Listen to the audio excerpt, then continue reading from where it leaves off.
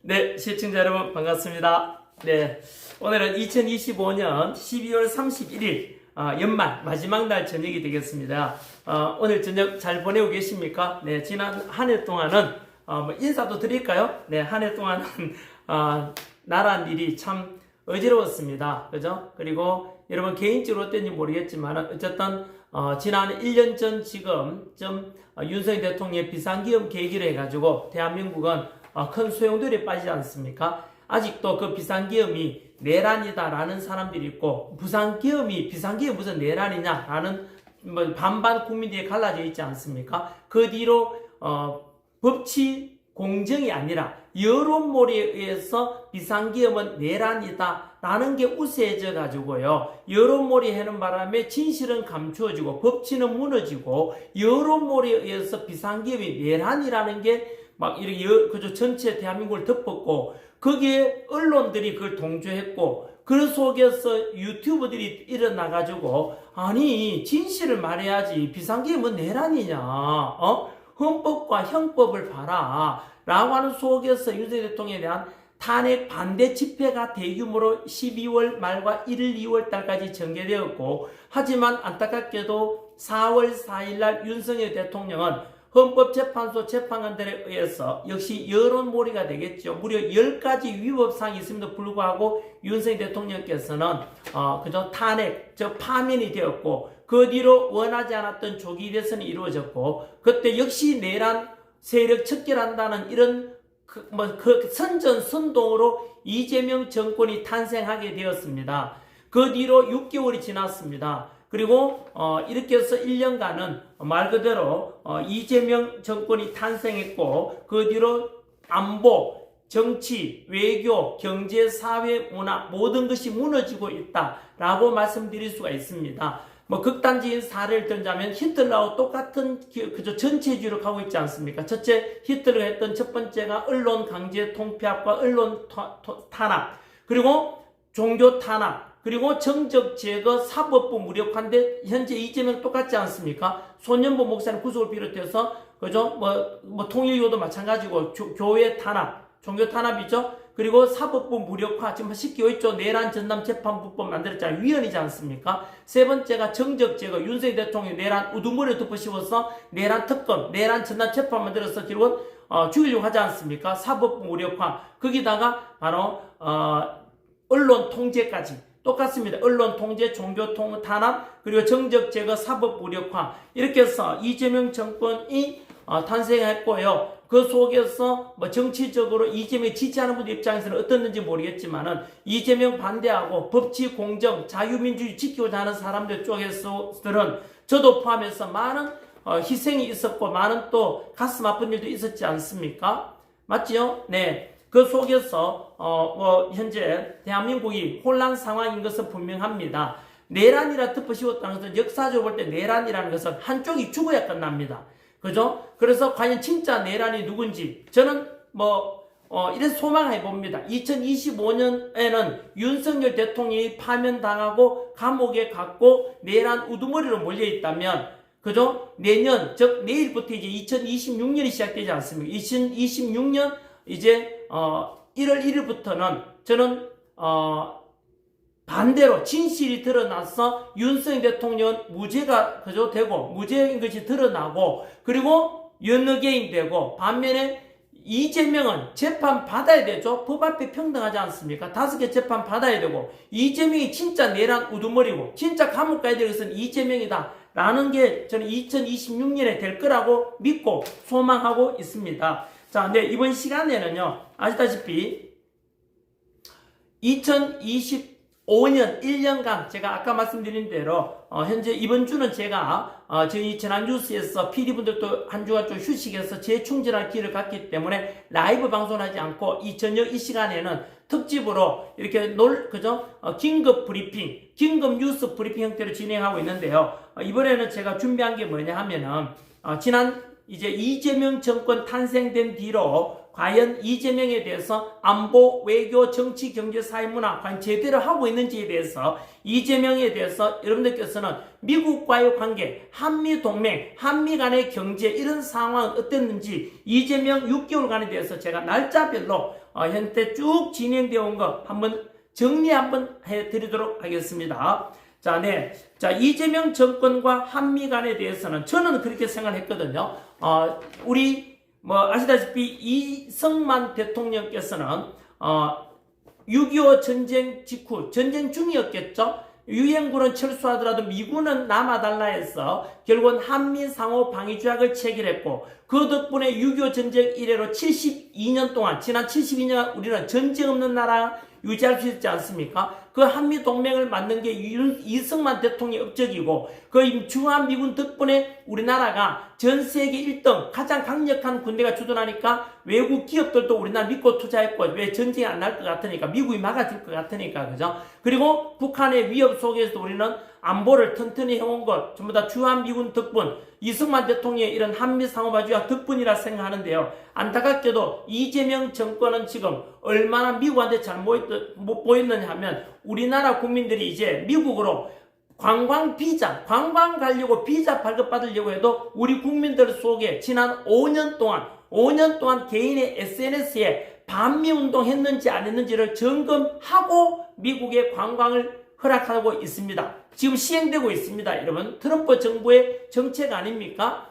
여러분 그래서 지금 이제 그동안 그동안 미국 싫어한다 친중 반미주의자 했던 사람들은 미국 여행 가려고 해도 과거에 본인이 선 반미 운동 했는 거 있는지 SNS를 좀 막 지우고 있고 그렇게 과거를 숨기고 하고 있지 않습니까? 그리고 어떤 미국에 있는 사업가분들은 저한테 보고도 제안이 왔습니다만 제가 직접 한다는 건 아니고요. 우리나라 정치인들 중에서도 반미 운동 했던 사람들, 판사들 중에도 마찬가지고 반미 운동 했던 사람들이 말로는 반미 미국 물러가라 미군 철수하라 해놓고 미군은 점령군이다 해놓고는 본인은 미국 와서 관광하고 자기 자식들은 미국 유학 보내서 출세시키려고 하고 뭔가 앞뒤가 안 맞, 말과 행동이 다르고 이율배반적이지 않습니까? 그래서 여러분 우리나라 정치인들 중에서 그죠? 또 언론인 중에서도 언론 기자들도 마찬가지 아닙니까? 반미 주장했던 사람들, 정치인들, 사법부의 판사들 그리고 수많은 우리 그죠? 어쨌든 그런 사람들에 대해서 반미운동 전력이 있는 사람들 미국 관광이든 미국 비자 금지시키자. 전에 연예인에 대해서도 올 초에 그렇게 됐지 않습니까? 그 연예인들이 나는 윤석열 대통령 비상기업은 내란이다 이재명을 지지한댔다가 그렇게 떠들고 잘난 척하던 연예인들 입국 다 하잖아요. 어느 순간 왜요?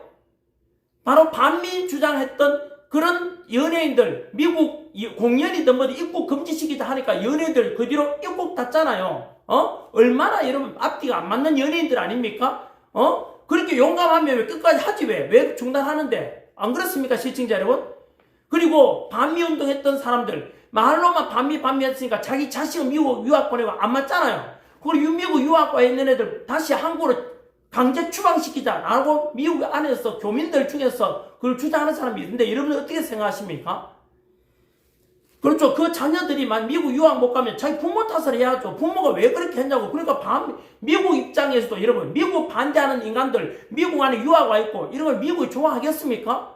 당연한 거 아닙니까? 그들의 책임을 다해야 되는 거 당연한 거 아닙니까? 어쨌든 그런 와중에 아까 말씀드린 이승만 대통령은 한미 상호 방위 조약을 통해서 주한미군이 지금도 28,500명 주둔하지 않습니까? 그 덕분에 우리가 전쟁 없는 그죠? 대한민국을 만드는 가장 공로하신 분이 바로 큰 친분이 이승만 대통령이었다면 같은 이시지만 이재명 정권은 탄생한 6개월 만에 지금 뭐라고요? 우리나라 안에서 미국에 여행 가려면 이제 반미운동 했던 사람들은 5년간 점검을 받고 그 근거가 있냐 없냐 보고 미국 관광이든 갈 수 있다고 합니다. 이게 이재명 현 주소가 아닐까 싶습니다. 거기다가 최근에 와서 이재명과 미국과의 갈등 잘 되고 있습니까? 아니지요. 이재명은 지금 한미 군사훈련을 군사비 낭비되니까 줄이자라고 하고 있고 미국은 그러면 안 된다고 하고 있습니다. 그리고 유엔사가 관할하는 그 DMZ 비무장지대 마음대로 들어간다니까 유엔사 미국이죠. 그러면 안 된다라고 해서 통일부가 또 갈등을 겪고 있고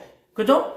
뿐만 아니라 현재 이재명이 임명한 조은석 특검팀에서 윤석열 대통령에 대해서 외환죄 엮으려고 오산 공군기지를 압수수색했지 않습니까? 트럼프 대통령이 발끈했죠. 그래서 최근에 2단계 뭡니까? 아예 한국인들 오산 공군기지 근처에 오지도 마라. 여러분 이거 전부 다 한미 간에 동맹 간에 지금 이제 삐걱거리는 사례들이에요. 과연 그렇다면 그 외에 지난 6개월간 이재명과 미국과의 관계에 대해서 한번 점검해 드리는 시간을 갖도록 하겠습니다. 오늘이 또 마지막 날이니까 그죠? 지난해 한 돌아보면서 자 날짜별로 어떤 일이 있었는가 하면은 아시다시피 6월 3일 날 조기 대선 결과 이재명 저는 이재명 대통령 호소인이라고 여전히 대통령 인정하지 않습니다. 왜냐하면 6.3 대선은 미국에서 국제선거감사관이 왔다 갔어. 우리나라 6.3 대선 그죠? 우리 사전투표 때 얼마나 문제가 많았습니까? 이재명 찍힌 투표용지가 나오고, 여전히 수많은 의혹이 있었지 않습니까? 제외 국민투표도 마찬가지로, 우편투표도 문제가 많았지 않습니까? 그런 일이 없었다면 당신이 몰라서 그런 무식하다고 이야기하지. 전환길이가 없는 말을 지어내겠습니까? 음모론자로 하는 인간들 보면요. 부정선거 하면 음모론자 하는 인간들 물어볼까요? 그러면은, 트럼프 대통령도 부정선거가 있었다 하면 음모론자냐? 여러분 지금 1월 달에 대대적으로 공개됩니다. 무엇이요? 바로 이번 지난해 미국 대선에서는 트럼프 대통령이 당선되었지 않습니까? 그죠? 카멜라 해리스입니까? 그 경쟁자 물리치고 당선되었지만 그로부터 4년 전 트럼프 대통령이 바이든한테 경쟁에서 졌을 때 그 바이든이 중국으로부터 어마어마한 그죠? 또는 미국 안에서도 어마어마한 부정선거 의혹이 있는 게 지금 최근에 폭로되고 있습니다, 여러분. 그것도 미국 중국인이 직접 폭로했어요. 무엇을? 중국에서 수십만 장의 바이든 부정투표 용지를 중국에서 만들어 인수해가지고 우리 그저 미국으로 가져와서 바이든 당선에 기했다라는 게 지금 계속 공개되고 있습니다. 이게 음모론입니까? 음모론입니까? 증거로서 말하지 않습니까? 두고 보시면 알 건데 우리 대한민국도 마찬가지로 결국 증거들이 더 많이 드러나면은 여러분 끝까지 음모론이 하는 인간들 제가 이런 말 했죠? 아니 부정선거가 있었는지 없었는지 그러면 묻겠습니다. 그러면 우리 대한민국 그 대선이나 그 2024년 총선 2020년 총선보다 공정선거입니까? 투명하고 공정했습니까? 본인도 확인 못하잖아요. 확신 못하잖아요. 그리고 우리 국민 49%가 절반 이상이 중앙선관위를 신뢰할 수 없다고 하지 않습니까? 다 드러났잖아요. 선관위가 얼마나 문제 많은지를. 그럼 전환기는 늘 주장하듯이 부정선거가 있었다고 주장하는 사람은 음모론이라 할 게 아니라 부정선거가 있었던지 공정선거, 그럼 공정선거도 음모론 아닙니까? 네 증거 대봐라. 공정선거 했다는 게. 그러니까 여러분 공정선거였는지 부정선거 있었던지에 대해서 조사를 해보자는 게 전환길이고 앞으로 또 부정선거 의혹이 있으면 안 되니까 개선하자. 구체적으로 저는 사전투표 없애자. 대만식 반장선거 하듯이 수작업으로 전부 다 투표하자라는 게 전환길의 이야기예요. 그리고 선관위에 서버를 딱 까보자. 의혹이 많으니까. 안 그렇습니까? 이렇게 해서 부정선거 의혹이 있다면 그걸 반박하려면 봐라. 선관위의 모든 서버 자료, 전국 모든 국민 투표 인명부 다 오픈해보자. 이게 여러분 반듯한 답변 아닙니까? 하지만 부정선거 의혹만 제기하면 음모론자다. 그 자가 범인입니다. 압니까? 전환길 말에 반박 한번 해보십시오. 미국은 이미요 증거로 드러나고 있다니까요. 증거로. 아무튼 우리 6.3 대선 마찬가지로요. 미국에 왔던 선거갑시단이 미국 돌아가서 미 법무부와 그리고 미 의회 보고서에 우리나라 6.3 대선의 부정선거가 전산 조작이라 이런 게 있었다. 투표 막 집어넣는 투표용 집어넣는 게 있었다. 그 부정선거 그 배우가 중국이고 중국의 지도자 왕운이 중국 서열 사위 왕운이었다고까지도 공개했지 않습니까? 그러면은 조사를 해봐야 될 게 상식 아닌가요? 음모론이라 하기에는 자, 아무튼 그런 상식적인 주장을 제가 해봤고요. 그런 속에서 저는 이재명을 대통령 인정할 수가 없습니다. 왜냐하면 윤석열 대통령이 비상계엄을 내란이라고 선동하고 가짜로 했기 때문에 이재명, 그런데 이재명과 민주당이 결국은 진짜 내란 우두머리고 진짜 내란 정당이고 그것을 부추겼던 좌파 언론들이 내란 동조 선동 세력이라고 저는 생각하고 있어요. 아니 그 반박하시는 분? 윤석열 대통령이 내란입니까? 비상계엄이라는 내란을 증거 가져와 보세요. 없잖아요. 그 당신도 이 속고 있는 것 아닌가라고 돌아보라니까요. 그렇지 않습니까? 아직 1심도 선고되지 않는데 왜 내란이라고 단정하죠? 자, 아마 친한길에 대해서 반박 못할 겁니다. 내란이라는 것은 형법 87조를 찾아보면요. 형법 87조 찾아보면 바로 국헌 문란 목적으로 일으킨 폭동, 이게 내란이라고 규정되어 있습니다. 여러분, 폭동이 어디 있었습니까? 한 사람 그저 부상자 있었습니까? 없었지요. 부상자나 사망자 없었지요. 맞습니까? 국헌 문란이라고 근거되기 위해서 곽종근 사령관의 진술 조작, 홍장원의 가짜 메모, 한덕수의 위정, 다 이제 최근에 드러났으니까 윤석열 대통령은 이제 국헌 문란도 없고 폭동도 없었으니까 무죄가 되는 거 100%잖아요. 따라서 윤석열 대통령에 대해서는 저는 뭐 이 이야기는요, 아마 들은 분들은 이제 전화뉴스 보신 분들은 야, 전화뉴스 또 지 얘기하냐? 네. 저는요, 대한민국 5,200만 모든 국민들에게 진실을 알리기 위해서 매일매일이라도 저는 이야기를 해갈 겁니다. 해외 교민들 700만 넘는 교민들께 이 진실을 알리기 위해서 전화뉴스가 존재하기 때문에 여러분들께서도 들었다면 나 하나로 나는 저 이야기 아는 대로 하지 마시고 주변 사람한테 전해드리라고요. 전해주라고요. 예? 전 국민들께 진실을 알려야 될 거 아닙니까? 그게 전화뉴스의 존재 이유고 꿈이라도 거짓말하지 말자. 전화뉴스의 캐치프레이즈 아닙니까? 아무튼 이 속에서 시청자 여러분 2026년에는 그래서 윤석열 대통령이 무죄로 풀려나고 진짜 내란이 아니라 진짜 내란은 윤석열 대통령 몰아낸 이재명이 내란 우두머리고 그저 더불어민주당이 내란 정당이고 그 비상기업이 내란이라고 가짜 선전선동한 좌파 언론들이 내란 선동 동조 세력이다라고 저는 생각하기 때문에 아무튼 이재명을 대통령으로 인정할 수가 없다는 말씀 분명히 드리고요. 진짜 대통령 윤석열 대통령이죠. 반드시 윤핵관이 되고 명예회복돼야 된다라는 게 전한길 입장이기 때문에 한 번도 저는 이재명을 대통령이라고 불른 적도 없고 언제나 윤석열 대통령 뒤에 칭호가 대통령이라고 여전히 칭한다는 거 그런 건 왜냐하면 제가 근거 없이 말씀드리는 게 아니라는 것도 분명히 금방 말씀드렸습니다. 자, 이런 속에서 저는 한 번 더 지난 이재명이가 6.3 당선 직후에 어떤 일이 있었는가? 자, 바로 처음에 당선되고 나면은 언제나 가장 큰 우방, 제일 친한 우방 미국 대통령과 당선 축하 전화부터 하는 게 원래 우리나라 관례입니다. 윤석열 대통령이 당선됐을 때 바이든 대통령이 당선되자마자 확정되자마자 바로 그날 아침에 통화를 했었죠. 하지만 이번에 트럼프 대통령 이재명과 첫날 통화했습니까?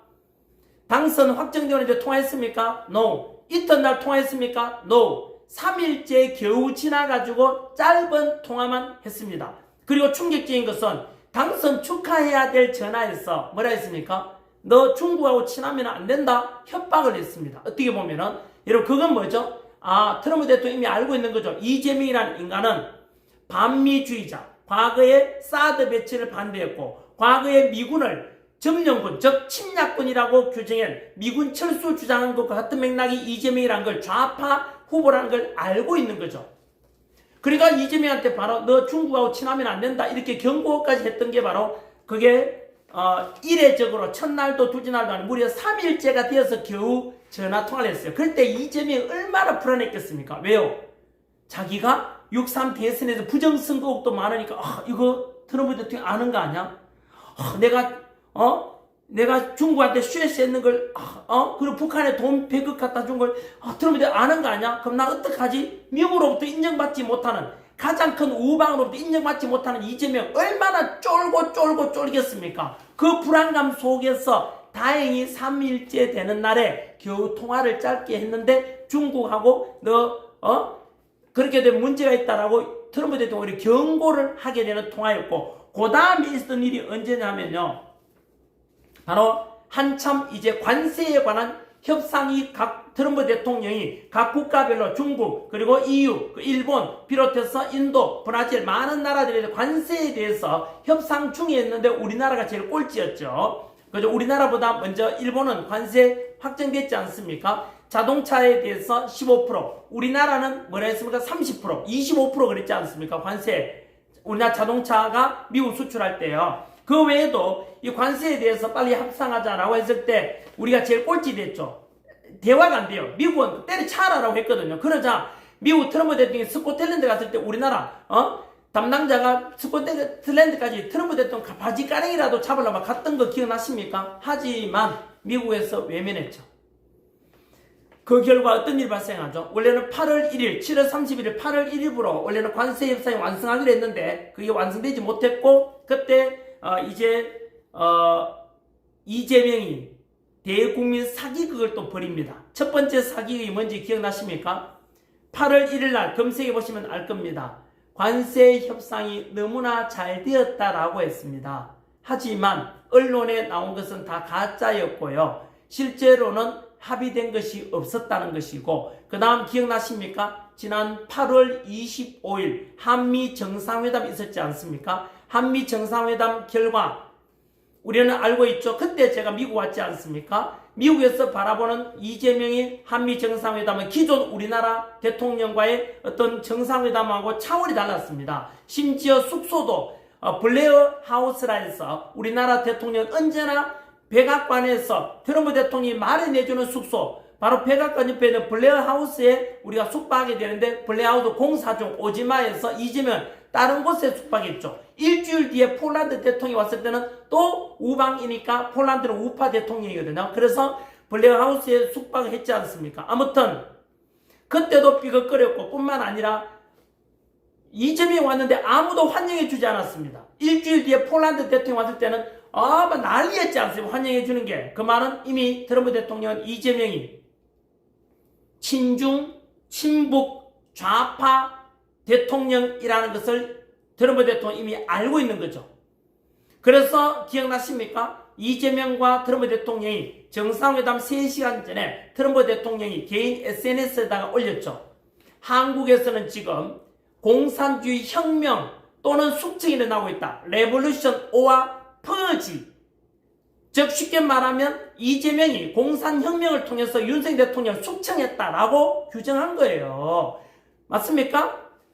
거기다가 그런 내용 그것을 정상회담 3시간 전에 들었던 이재명 입장에서는 기절초풍하겠죠? 그래서 3시간 뒤에 막상 정상회담 때는 이재명이 이렇게 앉아있죠. 트럼프 대통령 볼 때 쫄아가지고 내 제발 인증해주세요. 인증해주세요. 그거 아닙니까? 그래서 결국은 이재명은 그 자리에서 아부 떨다가, 그죠?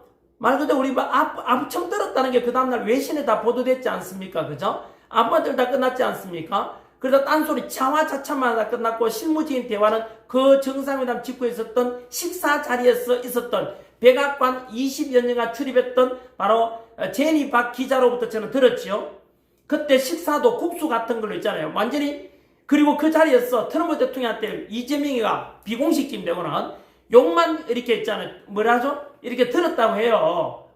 이재명이 그래서 그 자리에서, 왜냐하면 정상회담 자리도 그런 일이 있었지 않습니까? 야, 한국에 트럼프 대통령을 괴롭혔던 바로 미친 잭 스미스 특검 검사를 가리키는데요. 한국에 너희들도 미국의 미친 잭 스미스 한국에 갔대? 한국의 특검이 오산공군기지, 미군이 관할하는 오산공군기지를 압수수색했다면서 라고 하니까 이재명이 당황해가지고 그 특검은 내가 임명한 게 아닙니다.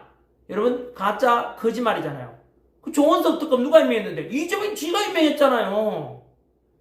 이 말은 이재명이가 그동안 국민들에게 입 벌구라는 별명이 있지 않습니까? 입만 벌리면 구라해서 늘 거짓말 치고 김문기 씨와 골프 치고 와서도 안 쳤다. 그죠? 맨날 거짓말을 했지 않습니까? 그러다가 이제 트럼프 대통령 앞에서 사기를 친 거죠. 조원석 특검 내가 임명하지 않았다. 그렇지 않습니까? 자, 아무튼 그 속에서 트럼프 대통령 다 알고 있죠. 그때 트럼프 대통령 뭐라 했냐면 이미 인텔리전스, 미 고급 정보 기관을 통해서 이재명이 너가 무슨 일 했는지 다 알고 있다는 겁니다. 다만 트럼프 대통령 이재명이 듣는 데서 그래 알았어 했는 이유는 바로 돈을 받아내야 되니까. 자, 여러분이 이재명이라면 어떡합니까? 트럼프 대통령한테 지금 막 당황하니까 제발 내 좀 봐달라 하면서 뭘 원합니까? 외교랑 기브 앤 테이크 주고받는 협상해야 되는데 일방적으로 트럼프 대통령과 미국이 요구하는 대로, 그죠? 미국한테 가서 예스 예스 그럴 수밖에 없었죠. 왜? 이재명이 자신의 정통성에 지금 인정받고 싶어 하기 때문에 트럼프 대통령이 시키는 대로 했고 그 결과 어떻게 됐죠? 정상회담 직후에 강유정 대통령실의 대변인이 뭐라 했습니까? 자, 많은 기자들 앞에서 국민 여러분, 이번 8월 25일 한미 정상회담은 서명조차 필요 없을 정도로 너무나 성공적이었습니다. 자화자찬했지요. 기억나십니까?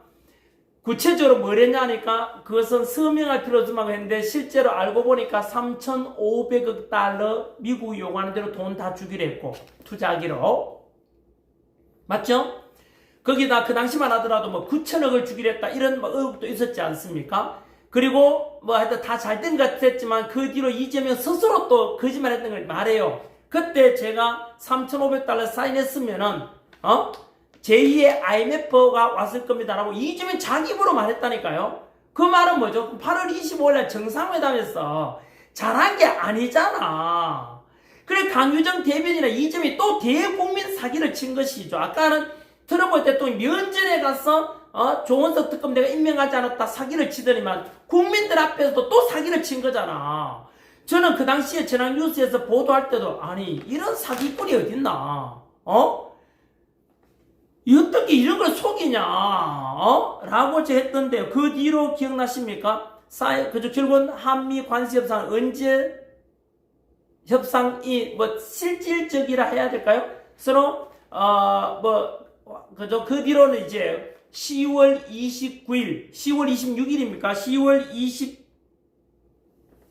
9일 날 에이펙 정상회담 경주 앞두고 트럼프 대통령과 이재명이 만나서 이제 자동차 관세를 기존 25%에 15% 내리고 대신에 3,500억 달러는 알았다. 그대로 투자하겠다. 대신에 2천억 달러는 우리가 10년간 나누어서 매년 200억씩 나누어서 10년치 투자를 하고 1,500억 달러는 우리 뭐 조선이나 LNG 이런 걸 통해서 뭐 투자 따로 하겠다 이렇게 약속됐지 않습니까? 결국 미국이 요구하는데 거의 다 됐다라고 보시면 될 겁니다.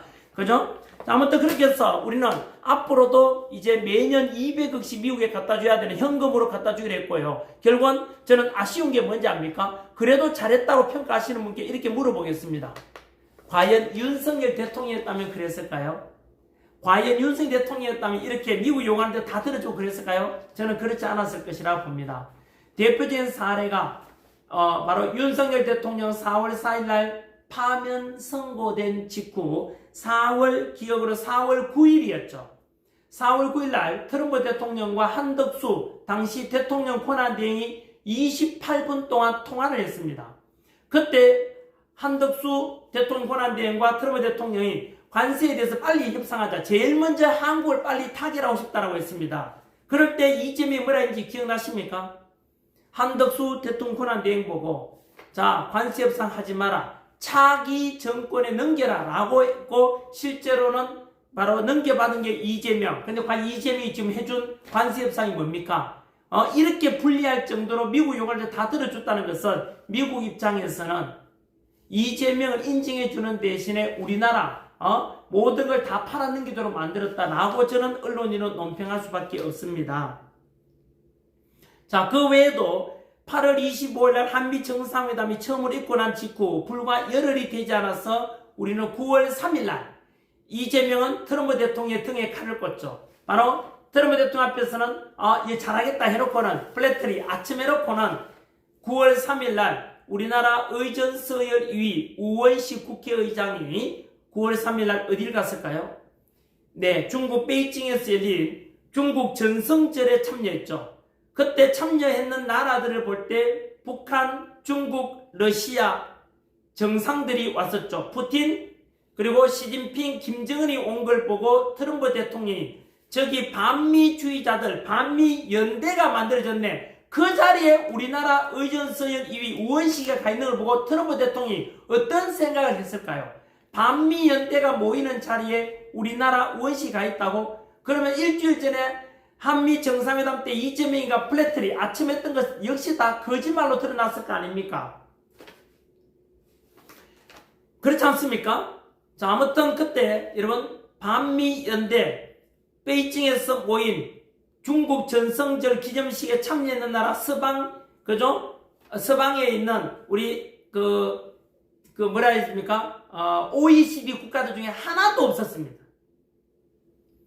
유독 우리나라만 우원식이 딱 가 있었다는 거. 그러면 미국한테는 찍혔다 보면 되지 않겠습니까? 그리고 여러분 조지아 사태 기억납니까? 우리나라 현대자동차와 LG 저 LG엔솔의 직원들 300여 명이 조지아주에 강제 억류당한 사건이 9월 4일이었죠.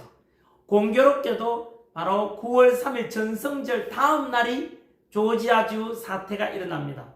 그때 우리나라 근로자 300여 명이 철컥 묶이가는 그런 치욕진을 당했는데 과연 윤석열 대통령이었다면 그렇게 했을까요? 그러지 않았을 겁니다. 이재명도 엿먹어봐라 라고